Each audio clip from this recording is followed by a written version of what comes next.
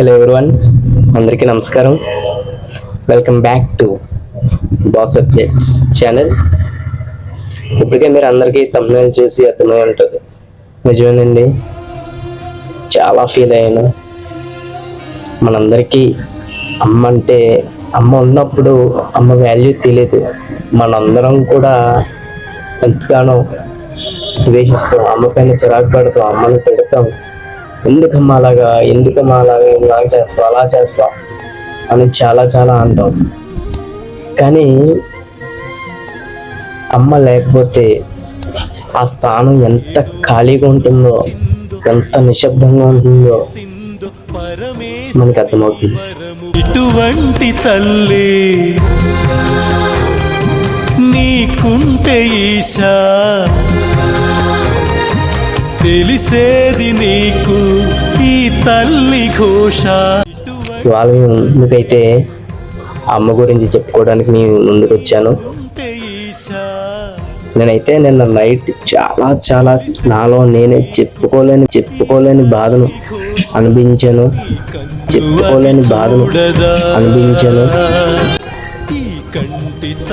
అయితే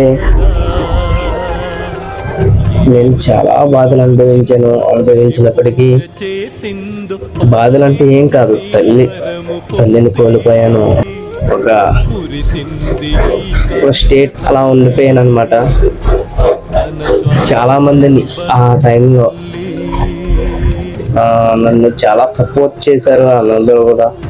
అయితే ఇవాళ మా మదర్ గురించి కొన్ని విషయాలు మీతో షేర్ చేసుకున్నాను.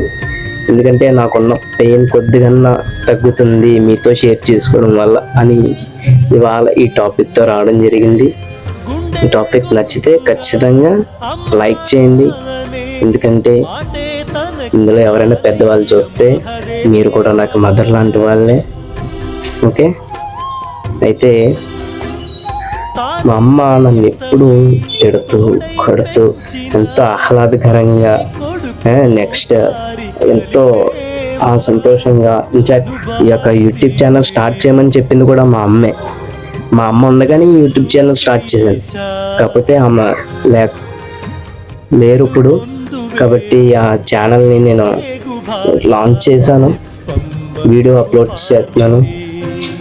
అయితే ఆవిడ ఎంతో ఆనందంగా, ఎంతో నన్ను స్కూల్కి పంపించేది, ఎంతో రుచికరమైన వంటలు చేస్తూ ఎంతో నన్ను చాలా బాగా చూసుకున్నారు. ఏ రీల్స్ చేసినా మా అమ్మ కూడా చూసి 1-2 సార్లు చూసి, రే అలా చేయరా, అలా పెట్టరా, లేకపోతే అలా చేయరా, లేకపోతే ఇంకో టాపిక్ చేయరా, ఎందుకు అలా ఉంటావు, ఎందుకు ఆ డ్రెస్ అలా వేసుకుంటావు, ఈ డ్రెస్ వేసుకో, లేకపోతే ఈ కలర్ వాడు, లేకపోతే ఈ ఫిల్టర్ వాడు, అన్నీ కూడా మా అమ్మ చెప్తూ ఉండేవారు. ఆ తర్వాత మీ అందరికీ తెలిసిందే. అయితే అందరికీ ఒక రోజు వస్తుంది, మా అమ్మకి కొద్దిగా త్వరగా వచ్చింది. ఆ రోజు మీ అందరికీ తెలుసు, అదే 13 ఏప్రిల్ 2025. అయితే ఆ రోజు నేను ఎంతో మర్చిపోలేని రోజు అనమాట. అదే నాకు చివరి చూపు మా అమ్మతో. నేను చూశాను, వెళ్ళి హాస్పిటల్ జీజీహెచ్ కాకినాడ జీజీహెచ్లో జాయిన్ చేయడం జరిగింది. ముందు అపోలోకి తీసుకెళ్తే అపోలోలో చేతులు ఎత్తేయడం జరిగింది. వెంటనే జీజీహెచ్కి తీసుకెళ్ళడం జరిగింది. ఆ తర్వాత అక్కడ నేను చూసిన మా అమ్మ స్థితిని చూసి, బెడ్ మీద పడుకున్న స్థితిని చూస్తే చాలా చాలా చాలా చాలా భయం వేసింది. వెంటనే ఉలిక్కిపడి బయటకు వస్తాను నేను.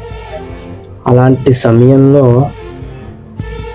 నాకు చాలామంది నిలిచారు నాతో. అయితే వాళ్ళ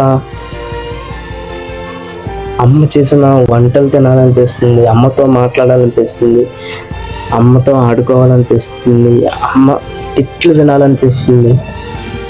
నెక్స్ట్ అమ్మ లేని లోటు చాలా చాలా చాలా చాలా చాలా కనిపిస్తుంది. చెరిగింది దీపం, కరిగింది రూపం, అమ్మా నాపై ఏమంత కోపం, కొండంత శోకం, నేనున్న లోకం నన్నే చూస్తూ ఎందుకంటే ఇంట్లోకి రాగానే అమ్మ అమ్మ అమ్మ అనగానే మంచం మీద పడుకొని ఉన్నాను రారా అంటూ పిలిచి అమ్మ ఇవాళ అమ్మ అని పిలుస్తుంటే మౌనంగా ఉండిపోతుంది ఆ పదం. దిగులైన నడిరేయి ముసిరింది కలవర పెడుతోంది పెను చీకటి ఇంకా చెప్పాలంటే ఇంకా చాలా ఉన్నాయి. ఇలా ఇవాళ ఎక్కడికైనా ఫంక్షన్స్కి వెళ్తే మీ అమ్మ చాలా మంచిది అంటే నాకు ఎంతో గర్వంగా అనిపించింది. మా అమ్మ గురించి ఎలా చెప్పుకుంటున్నారు, మా అమ్మ గురించి ఎలా అంటున్నారు అని చాలా గర్వంగా అనిపించింది. అయితే ఇవాళ మా అమ్మ ఉండుంటే నేను కూడా వాళ్ళ తిరిగేవాడిని. ఇవాళ మా అమ్మ ఉంటే నేను కూడా మా అమ్మని తోడు తీసుకునేవాడిని. లేదా మా అమ్మకి ఇలా నా మార్క్స్ ఇంత వచ్చింది అమ్మ ఇలా అయిందమ్మా అని చెప్పేవాడిని. మా అమ్మతో ఇలా షేర్ చేసుకునేవాడిని. అలా అమ్మ ఆ కూర పెట్టమ్మా, ఆ కూర వండి పెట్టమ్మా, లేకపోతే ఆ రైస్ చేయమ్మా, లేకపోతే టిఫిన్ చేయమ్మా, అది ఇంకా లేకపోతే అది వద్దమ్మా, లేకపోతే ఇడ్లీ పెట్టమ్మా అని చెప్పడం అన్నీ చేసేవాడిని. అయితే ఆ చివరి రోజు మాత్రం నేను ఉంచలేనని 14వ తారీఖు నేను ఇంట్లో కాలేజీకి వెళ్ళి వచ్చిన సమయం అది. వస్తుండగా మా నాన్నగారు నాకు ఫోన్ చేసి టిఫిన్ చేసి ఉన్నారా అంటుంటే నాకు ఏం అర్థం కాలేదు ఏమైంది ఏంటి అని. కానీ అప్పటికే ఎందుకో తేడా అవుతుంది. హార్ట్ బీట్ అంతా ఎవరో లేరు అన్న, నీకు తెలిసిన వాళ్ళు ఎవరో నీతో లేరు ఇంకో ఉండరు అని చెప్తున్నా సరే నాకు అర్థం కావట్లే. ఇంట్లో అందరూ టిఫిన్ చేసి ఉన్నారా, ఇంట్లో అక్క వాళ్ళందరూ వచ్చేస్తే నాకు అప్పటికీ అర్థం కాదు. అండ్ ద మూమెంట్ మా అమ్మ నన్ను విడిచిపెట్టి వెళ్ళిపోయిన క్షణం వచ్చేసిందన్నమాట. మా నాన్న, మా పెద్దమ్మ వీళ్ళందరూ కూడా అంబులెన్స్లో రావడం జరిగింది. నేను రాగానే మా అమ్మ ఎప్పుడైతే ఇలా తీసుకువచ్చారో నన్ను అందరూ చాలా గట్టిగా పట్టుకున్నారు. ఎందుకంటే మా అమ్మతో ఉన్న బాండ్ అలాంటిది. కాలనీలో ఉన్న ప్రతి ఒక్కరు కూడా వచ్చేసి నన్ను పట్టుకున్నారు ఆ రోజు. కానీ నేను ఒక్క చుక్క నీరు కూడా కార్చలేదు ఆ రోజు. ఎందుకంటే మా అమ్మ నాకు అన్నీ ముందే చెప్పింది. ఎందుకంటే ఏం జరిగినా, ఎలాంటి పరిస్థితి వచ్చినా ధైర్యంగా ఉండాలి, అందరినీ గౌరవించాలి, అందరితో మంచి నడవడికతో ఉండాలి. మా అమ్మ ఉన్నప్పుడు నేను ఎలా ఉన్నానో మా అమ్మ లేనప్పుడు కూడా అలాగ ఉండాలని మా అమ్మ కోరుకుంది. అందుకే నేను ఎంతో ధైర్యంగా ఉన్నాను. కానీ ఆ చివరి క్షణాలు మా అమ్మ దేహం బూడిదైపోతున్న క్షణాలు మాత్రం ఇప్పటికీ నా కళ్ళ ముందు అలా ఆడుతూనే ఉన్నాయి.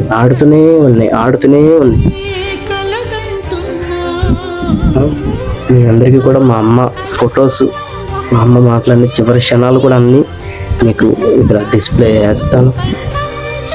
అయితే ఆ క్షణం మాత్రం నేను ఎంతో ఎంతో ఎంతో ఎంతో బాధపడ్డాను.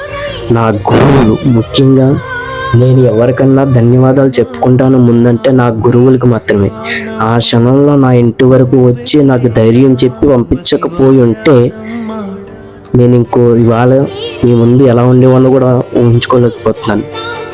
అది కాబట్టి మీరందరూ కూడా మీ తల్లిదండ్రులను గౌరవించండి, అమ్మని ఎక్కువగా ప్రేమించండి. అమ్మ ఏం చెప్పినా చిరాకు పడకండి.